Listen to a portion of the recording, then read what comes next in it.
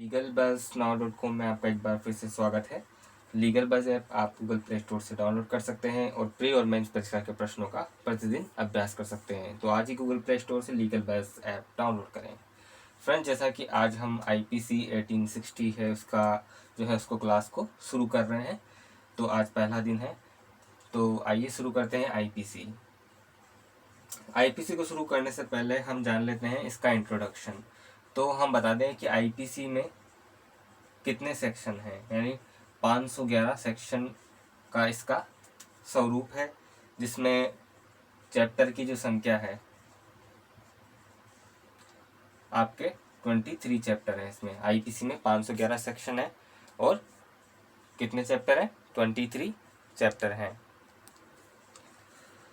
तो ये तो बात हुई 511 सेक्शन और 23 चैप्टर की।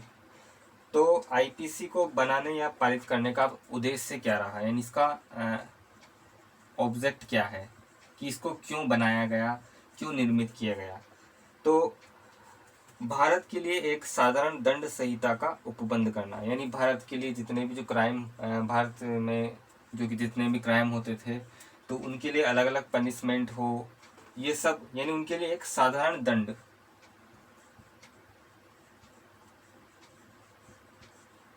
किसकी बात की गई? साधारण दंड संहिता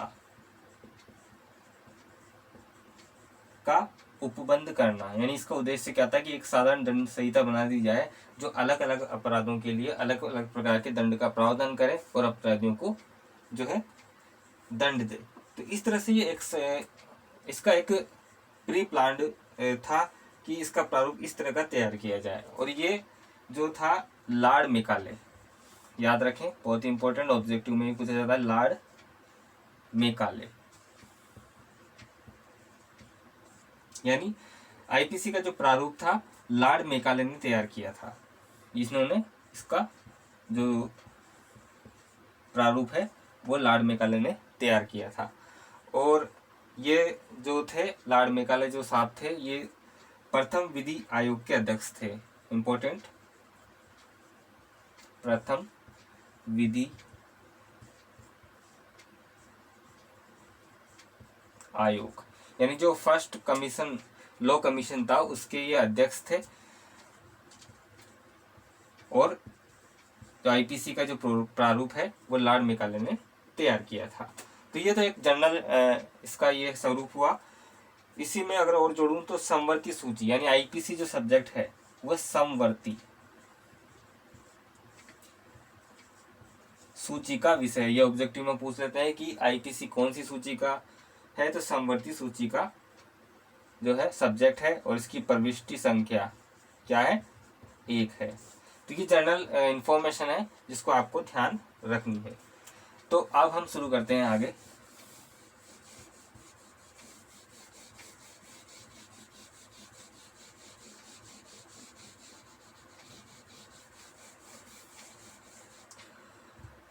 तो ये तो जनरल इंफॉर्मेशन थी। अब चैप्टर 1,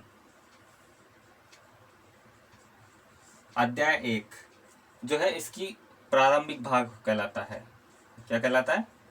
प्रारंभिक भाग, या ऐसे हम प्रस्तावना भी कह सकते हैं किसी भी सब्जेक्ट की, यानी IPC की प्रस्तावना, जो सेक्शन 1 से लेकर 5 तक दिया हुआ है। तो सेक्शन 1 को हम शुरू करते हैं। सेक्शन 1 जो बताता है संहिता का नाम और विस्तार, यानी संहिता का नाम क्या है, पूरा नाम, विस्तार कहाँ तक है, इसके बारे में ये इंफॉर्मेशन देता है धारा 1, यानी सेक्शन 1। सेक्शन 1 बोल रहा है कि इस अधिनियम का संक्षिप्त नाम है भारतीय दंड संहिता। भारतीय दंड संहिता, भारतीय दंड संहिता 1860 इसका पूरा नाम है। और इस अधिनियम का विस्तार, अब पहले यहाँ कंडीशन की, जब हम जितने भी एक्ट, IPC, CRPC, एविडेंस जितने भी पढ़ते थे तो जम्मू एंड कश्मीर को छोड़कर पढ़ते थे। क्यों पढ़ते थे? क्योंकि वहां पर पहले जो है हमारे एक्ट लागू नहीं होते थे। लेकिन अब जम्मू एंड कश्मीर को छोड़कर हमें नहीं पढ़ना है। अब भारतीय जो दंड संहिता है वह ऑल ओवर इंडिया पर लागू है, यानी संपूर्ण भारत पर ये अप्लाई है। क्यों अप्लाई है? क्योंकि जम्मू कश्मीर पुनर्गठन अधिनियम, जम्मू कश्मीर पुनर्गठन अधिनियम 2019, जम्मू कश्मीर जो पुनर्गठन अधिनियम 2019 था, इसने एक बड़ा परिवर्तन ला दिया हमारे सभी एक्ट्स में। यानी किस तरह से ये सभी अप्लाई हो गए भारत में। यानी जब से ये आया तो भारत में जो जितने भी एक्ट थे, यानी उसके साथ 106 एक्ट जो है, लगभग 106 एक्ट्स जो है अब जम्मू एंड कश्मीर पर भी लागू हो गए। और ये जम्मू एंड कश्मीर गठन अधिनियम था, वो आर्टिकल जो 370 था, जिसे धारा 370 भी बोल देते हैं, जो संविधान का आर्टिकल 370 था, उसमें आंशिक परिवर्तन करके लाया गया था। आंशिक परिवर्तन करके लाया गया था, जिसको राष्ट्रपति की जो सहमति थी, यानी जम्मू कश्मीर जो पुनर्गठन अधिनियम 2019 है, इसको जो राष्ट्रपति की सहमति है वो कब मिली? इसको राष्ट्रपति की सहमति मिली 9 अगस्त 2019 और इन्फोर्स हो गया ये 31 अक्टूबर से 2019 से ये इन्फोर्स हो गया। ये दोनों डेट याद रखें। जम्मू कश्मीर पुनर्गठन अधिनियम 2019 के माध्यम से 9 अगस्त 2019 को राष्ट्रपति की जो है इस अधिनियम को जो है परमिशन मिली और 31 अक्टूबर 2019 को ये इन्फोर्स हो गया, जो आर्टिकल 370 में आंशिक परिवर्तन करके लाया गया था। इस तरह से अब जो आईपीसी है उसका विस्तार संपूर्ण भारत पर है। और इसी के साथ ऐसे 106 यानी 106 एक्ट लगभग आईपीसी के अलावा सीआरपीसी एविडेंस जो है, सीपीसी है, इसके अलावा अदर एक्ट्स जो है वह भी अब जम्मू एंड कश्मीर को भी लागू हैं। इसलिए अब हमें जम्मू एंड कश्मीर छोड़कर नहीं पढ़ना है। अब भारतीय दंड संहिता का जो विस्तार है संपूर्ण भारत पर है। इसी के साथ अटैच करें तो ये 1 जनवरी 1862 1 जनवरी 1862 को यह जो आईपीसी है प्रवर्तन में आई थी, लागू हुई थी। इसे भी याद रखें कि आईपीसी कब से लागू हुई थी, तो 1 जनवरी 1862 को ये इन्फोर्स हुई थी। तो इम्पोर्टेंस इस सेक्शन में यही चीज़ें थी जो आपको ध्यान रखनी है। नेक्स्ट सेक्शन की ओर बढ़ते हैं।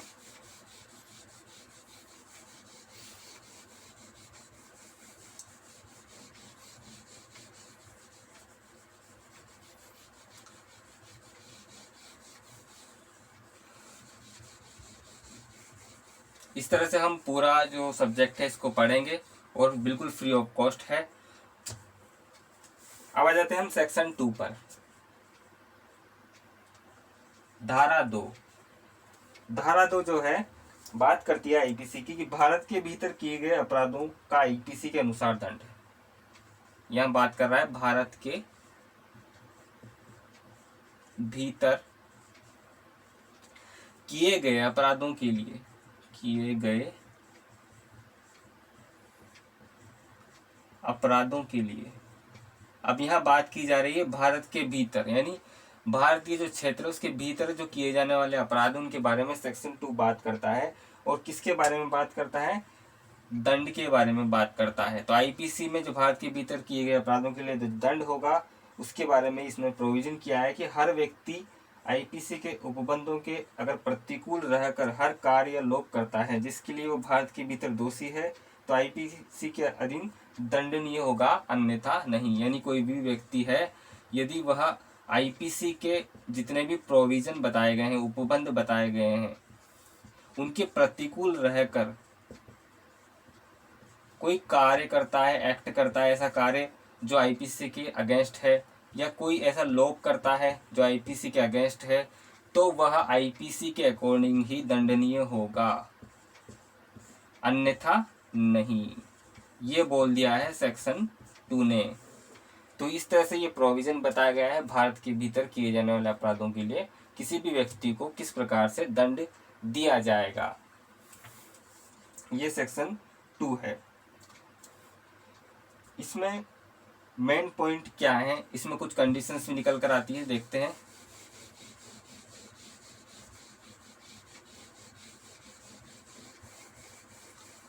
कंडीशन ये बोली गई है इसमें कि भारत के राज्य क्षेत्र में क्या शामिल है। अब इसमें बोल तो दिया है कि भारत के राज्य क्षेत्र में यदि कोई व्यक्ति आईपीसी के प्रतिकूल रहकर कोई कार्य करता है तो वह आईपीसी के अधीन दंडनीय होगा।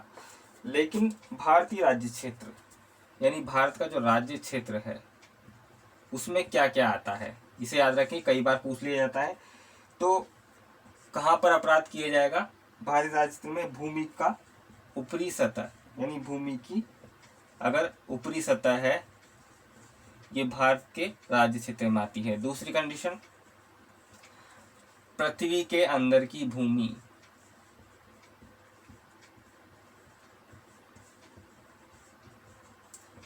पृथ्वी के अंदर की भूमि।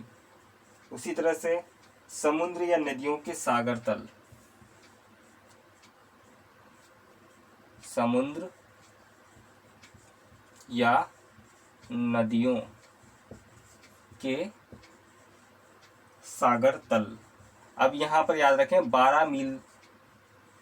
12 समुद्री मील तक, ये नोट रखें। समुद्र या नदियों के सागर में यानी 12 समुद्री मील तक अगर कोई व्यक्ति आईपीसी के प्रतिकूल कार्य या लोप करता है तो वह दंडनीय होगा। उसी तरह से अंतरिक्ष क्षेत्र है हमारा,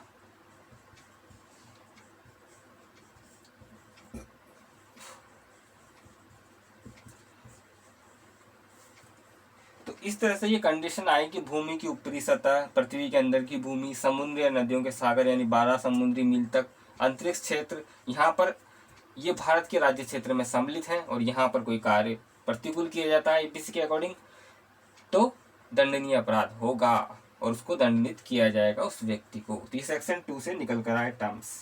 अब सेक्शन 2 के अपवादों पर चर्चा करते हैं, किसके अपवाद भी हैं आईपीसी में, जो क्या कह रहे हैं। फ्रेंड्स, इस YouTube चैनल को सब्सक्राइब करें और फ्रेंड्स में शेयर करें। अपवाद क्या हैं देखते हैं। अब अपवादों की बात करते हैं। अपवाद हम लेंगे संविधान और अंतर्राष्ट्रीय विधि के अनुसार। संविधान और अंतर्राष्ट्रीय विधि, इंटरनेशनल लॉ, इनके अकॉर्डिंग रहते हुए कुछ अपवादों को हमने निकाला है। जैसे राष्ट्रपति और राज्यपाल, राष्ट्रपति या राज्यपाल, इनको उन्मुक्ति मिल चुकी है आईपीसी से। यदि कोई एक्ट करते हैं तो उन्मुक्ति है आर्टिकल 361। उसी तरह से विदेशी संप्रभु, विदेशी संप्रभु, जो विदेशी संप्रभु जैसे राष्ट्र का जो प्रमुख होने के कारण अन्य देशों की अधिकारिता के अधीन नहीं है, यानी राष्ट्र का प्रमुख है लेकिन अन्य देशों की अधिकारिता के अधीन नहीं है, वह आईपीसी से उन्मुक्त है। उसी तरह से राजदूत और राजनयिक अभिकर्ता, राजदूत व राजनयिक अभिकर्ता, इसी तरह से विदेशी सेना, आप शॉर्ट नोट्स भी बना सकते हैं साथ के साथ। विदेशी सेना हो गया युद्धपोत,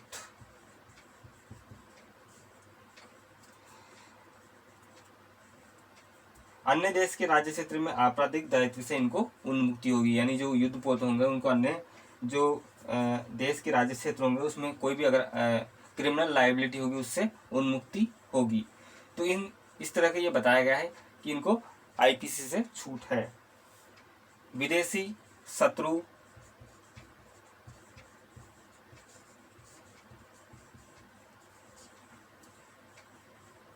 विदेशी शत्रु के युद्ध कार्यों पर आपराधिक न्यायालयों का क्षेत्राधिकार नहीं होगा। यानी विदेशी अगर कोई शत्रु है, जैसे किसी अन्य कंट्री का कोई व्यक्ति है, क्रिमिनल है, तो उसके द्वारा अगर कोई क्राइम किया जाता है तो वो आपराधिक दायित्व से आईपीसी के अकॉर्डिंग नहीं आएगा, उससे उस पर लायबिलिटी नहीं है, उसका अधिकार क्षेत्र वहाँ पर नहीं है। तो इस तरह से इसके अपवाद हैं कि राष्ट्रपति, राज्यपाल, आर्टिकल 361, विदेशी संप्रभु हैं, राजदूत और राजनीतिक जो अभिकर्ता हैं, विदेशी सेनाएं हैं और युद्धपोत हैं, विदेशी शत्रु हैं, ये सब आईपीसी से जो है इनको उन्मुक्ति प्रदान की गई है। इसमें हम एक केस लॉ की चर्चा करते हैं, हम नोट भी कर सकते हैं सेक्शन 2 के अकॉर्डिंग।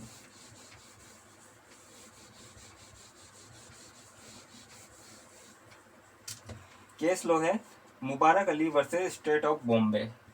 मुबारक अली बनाम state of Bombay, state of Bombay, AIR 1957। Note करें, आप अपने बैरक में नोट कर सकते हैं। न्यायालय ने इस मामले में डिसाइड किया कि विदेश में बैठा व्यक्ति भारत में अपराध करता है तो भारतीय विधि के अनुसार शासित है। अब क्या बोला गया है इसमें? न्यायालय ने इस मामले में क्या डिसाइड किया कि विदेश में बैठा व्यक्ति, विदेश में बैठा व्यक्ति भारत में अपराध करता है यदि वह इंडिया में कोई क्राइम कर रहा है किसी भी सोर्स से। समझे कनेक्टिविटी क्या हो रही है? इंडिया में क्राइम करना लेकिन विदेश में बैठा है, तो भारत में अपराध कर दिया तो भारतीय जो आईपीसी है उसके अकॉर्डिंग जो है लाइबल होगा। यानी दंडनीय जो अपराध है वह किया है उसने भारत में, लेकिन भारत में रहकर नहीं, भारत से बाहर, तो आईपीसी का अब क्षेत्राधिकार होगा और उसे दंडित किया जाएगा अगर वह पकड़ आता है, या भारत में मिलता है या कहीं प्रत्यर्पण संधि के अधीन। तो इस तरह से ये सेक्शन 2 जो मैं एक केस लॉ है Mubarak Ali versus state of Bombay AIR 1957, इसने एक सिचुएशन क्लियर की थी। तो ये हमारा सेक्शन 2 भी कंप्लीट हुआ।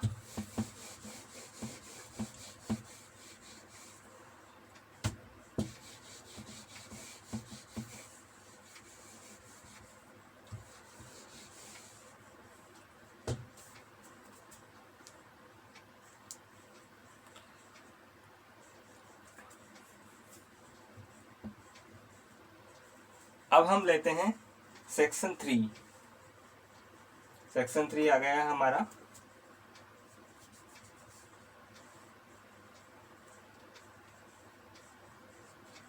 सेक्शन 3 बात करता है भारत से परे किए गए किंतु भारतीय विधि के अनुसार विचारणीय अपराधों का दंड। भारत से परे किए गए किंतु भारतीय विधि के अनुसार, किंतु भारतीय विधि के अनुसार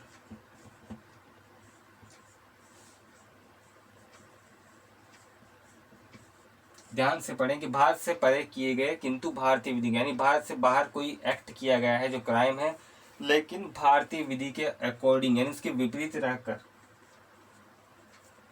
कोई कार्य किया जाता है तो उसके लिए फिर क्या दंड होगा ये प्रोविजन बताता है। यानी उनके उसके लिए दंडित किया जाएगा। यानी भारत से बाहर किए गए अपराध के लिए जो कोई व्यक्ति किसी भारतीय विधि के अनुसार विचारण का पात्र है तो उस कार्य के लिए आईपीसी के जो प्रोविजन बताए गए हैं ऐसा माना जाएगा मानो वो कार्य भारत के भीतर ही किया गया है। यानी कोई व्यक्ति है वह जो है भारत के बाहर है, ऐसा एक्ट कर देता है जो क्राइम है, किसके अकॉर्डिंग? आईपीसी के अकॉर्डिंग। तो ऐसा माना जाएगा कि वह आईपीसी के प्रोविजनों के प्रतिकूल उसने रहकर ऐसा कार्य या लोप कर दिया है, तो ऐसा माना जाएगा कि वह कार्य भारत के भीतर ही उस व्यक्ति ने किया है, कि भारत के भीतर ही ऐसा कार्य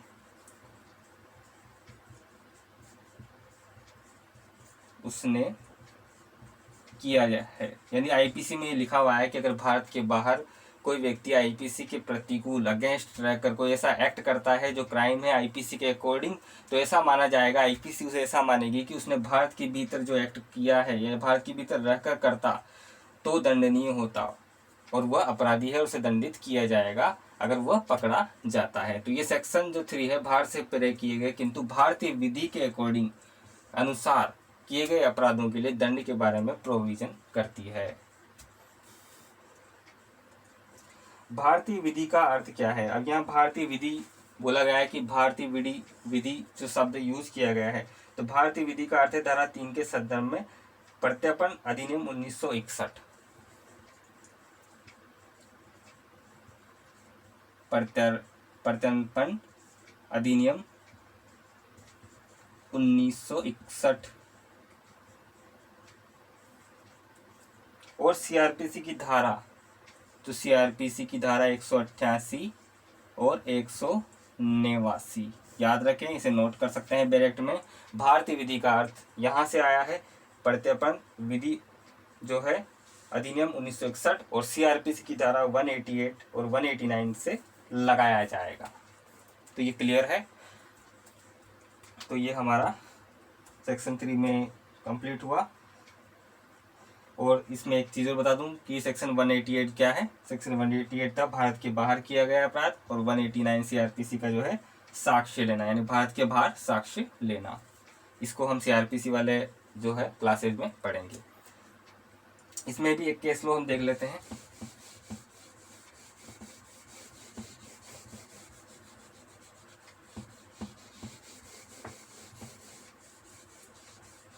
फ्रेंड्स सब्सक्राइब करें लीगल बज़ नाउ, हम कंटिन्यू पूरा सब्जेक्ट पढ़ेंगे।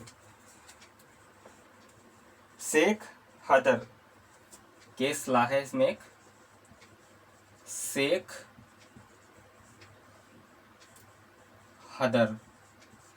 हदर बनाम सैयद ईसा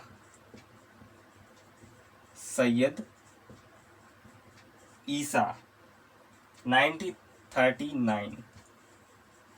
शेख हदर बनाम सैयद ईसा 1939 नागपुर।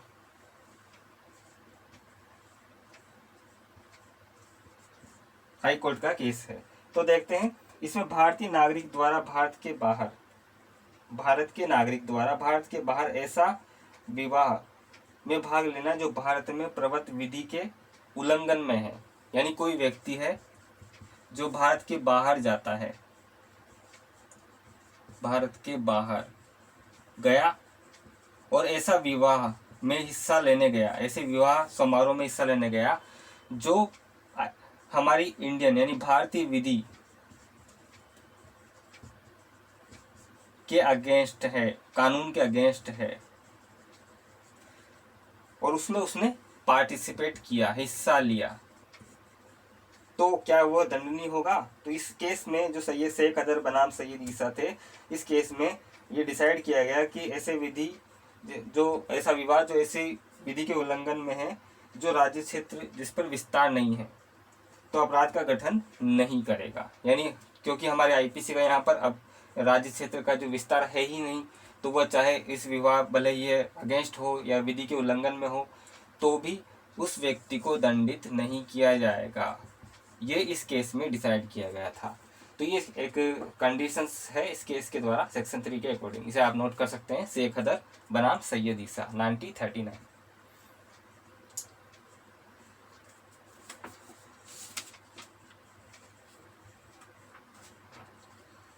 अब आ जाते हैं हम सेक्शन 4 में। हमारा सेक्शन 3 भी अच्छे से कंप्लीट हो गया।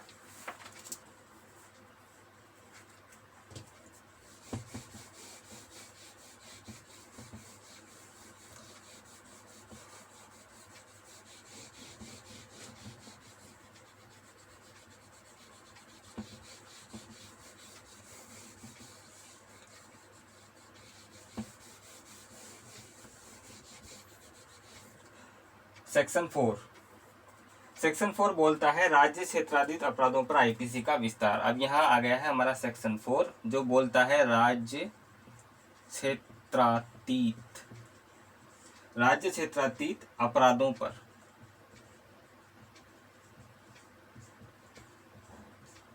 आईपीसी का विस्तार। यानी राज्य क्षेत्रीय जो अपराध है उन पर आईपीसी का विस्तार क्या है? तो भारत से बाहर और परे किसी स्थान में भारत के किसी नागरिक द्वारा किए गए अपराध पर। पहली कंडीशन, इसमें कंडीशन है, पहली कंडीशन है भारत के बाहर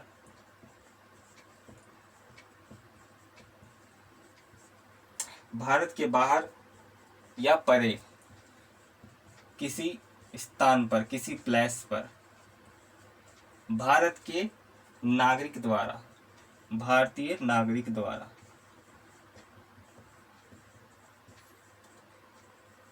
कोई क्राइम किया जाता है।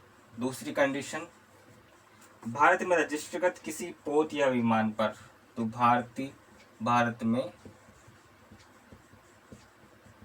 रजिस्ट्रीकृत किसी पोत या विमान पर, चाहे वह कहीं भी किसी व्यक्ति द्वारा किए गए किसी अपराध पर, चाहे वो कहीं पर भी हो, भारत में रजिस्टर्ड पोत है या विमान है तो उस पर कोई व्यक्ति, किसी व्यक्ति द्वारा कोई अपराध किया जाता है।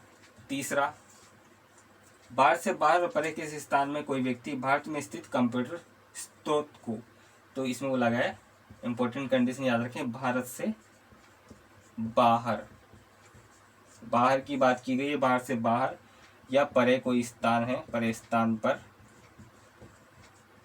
से कोई व्यक्ति जो है भारत में स्थित किसी कंप्यूटर स्रोत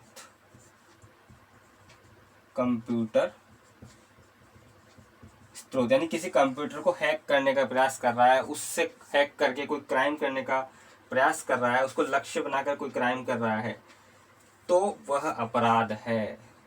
यानी अब बोला गया कि राज्य क्षेत्रित अपराधों पर जो है आईपीसी का विस्तार कैसे हुआ कि अगर भारत के बाहर या परे किसी स्थान पर, अगर पहली कंडीशन भारत का कोई नागरिक जो है क्राइम करता है तो वो आईपीसी के अकॉर्डिंग दंडित किया जाएगा।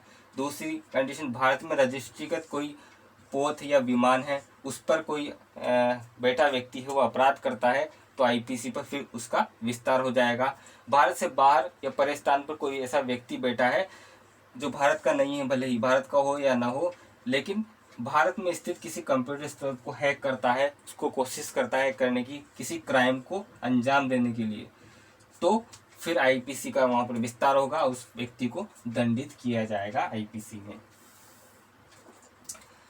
और ये जो भारत से परे और स्थान पर कोई व्यक्ति है, ये वाला जो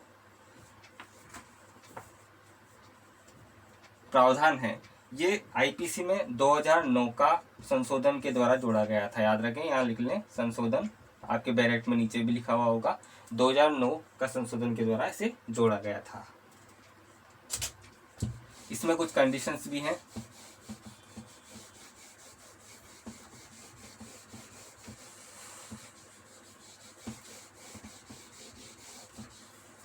जैसे हमने देखा, पहली कंडीशन बताई गई है, अपराध क्या है, यानी यूज किया गया था अपराध शब्द। तो अपराध का अर्थ क्या है? तो अपराध से ऐसा प्रत्येक कार्य शामिल है जो भारत के बाहर किया गया है लेकिन भारत में किया जाता है, तो आईपीसी के अधीन दंड भी होता है। यानी अपराध जो वर्ड है इसमें ऐसा प्रत्येक कार्य, एक्ट शामिल होगा जो भारत के बाहर किया गया है, भारत के बाहर किया गया है, लेकिन भारत में भी अगर किया जाता, भारत में भी या भारत के भीतर भी किया जाता तो अपराध होता। ये अपराध शब्द की एक परिभाषा है, इसके अधीन दंडनीय होगा। यानी अपराध में ऐसा एक्ट शामिल है जो भारत के बाहर किया गया है, लेकिन अगर भारत के भीतर भी वही कार्य किया जाता तो आईपीसी में उसे पनिश किया जाता। ये अपराध है। उसी तरह से कंप्यूटर स्रोत जो हमने पढ़ा था कि किसी कंप्यूटर स्रोत को लक्ष्य करेगा, भारत के बाहर कोई बैठा व्यक्ति है, तो उसका अर्थ होगा सूचना प्रौद्योगिकी अधिनियम, सूचना प्रौद्योगिकी अधिनियम 2000, सूचना प्रौद्योगिकी अधिनियम 2000 की धारा सेक्शन 2(1) के, याद रखें ऑब्जेक्टिव में पूछ लिया जाता है कंप्यूटर स्रोत का अर्थ किससे लगाया जाएगा, सूचना प्रौद्योगिकी अधिनियम 2000 की धारा 2 की उपधारा 1 के से, धारा 2 उपधारा 1 के से इसका अर्थ लगाया जाएगा। उसी तरह से इसमें एक दृष्टांत भी दिया गया है जिसको आप पढ़ सकते हैं कि क जो भारत का नागरिक है, यानी एक एग्जाम्पल के द्वारा इसको समझ सकते हैं, दृष्टांत के द्वारा। इंपॉर्टेंट है ये, इससे क्वेश्चन भी पूछे जाते हैं ऑब्जेक्टिव में। ये दृष्टांत ही ऑब्जेक्टिव के रूप में आ जाता है।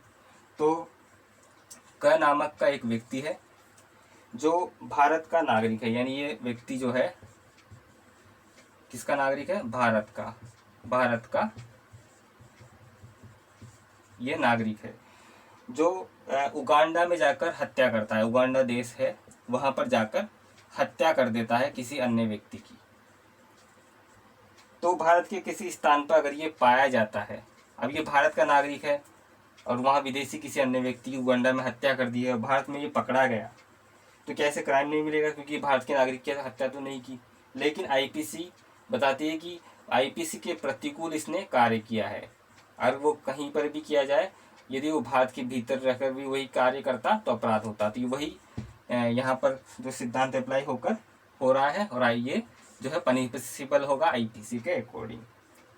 यानी हत्या के लिए उसे विचारित किया जाएगा, उसका विचारण किया जाएगा और उसे दोष सिद्ध किया जाएगा। तो इस तरह से ये एक दृष्टांत दे रखा है सेक्शन 4 में। तो इस तरह से आज हमने सेक्शन 1 से 4 तक के सेक्शनों को समझा। नेक्स्ट क्लास में हम फिर से आईपीसी को कंटिन्यू करेंगे। तो आज के लिए इतना ही।